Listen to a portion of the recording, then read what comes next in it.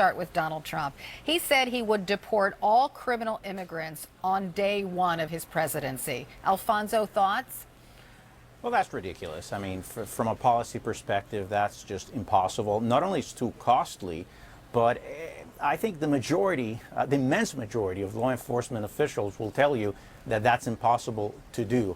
And I think it's frankly un-American to round up people, many who've been here for decades, whose children are American, they're part of our community. So to say something like that is just ridiculous. From a political perspective, I mean, it's just so offensive to Latinos. I mean, if he were the GOP nominee, he would just not get the support of Latino voters. So Okay. Again, very offensive. Okay, so Tara, Chris Christie, he said we should fingerprint all visiting immigrants so that we know when to throw them out. Thoughts? Well, I mean, let's be honest here. We're talking about the sovereignty of our country. We need to know who's coming in, and we need to know who's exiting this country. I think what Chris Christie said, I mean, using the FedEx example at one point, you know, he was tongue-in-cheek.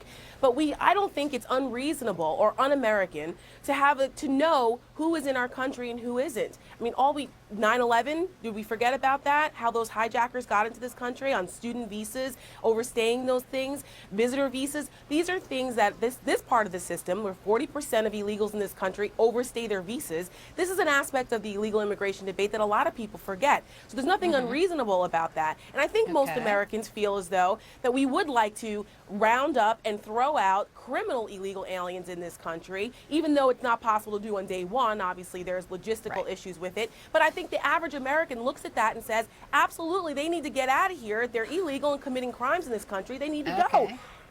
Okay, and to the next point. It resonates. That part of Donald Trump's rhetoric resonates. It does. Okay, I want to get to the next point. So, Alfonso, Ben Carson said only pristine, undocumented immigrants should stay, and they should work as guest workers primarily in the agricultural fields. Thoughts? Well, I don't know if he exactly said that. I mean, he has supported a guest worker program so American companies that cannot find American workers can bring in the foreign workers our economy needs. It's a conservative solution. I think it works. And under this program, he's calling for allowing people who are here illegally to get a path to legal status under this guest worker program. And workers are needed not only agriculture, but in the hospitality industry, in construction. So I think it's a good proposal. However, there are many here who've been here for many years, decades, who are good people, who have no criminal record.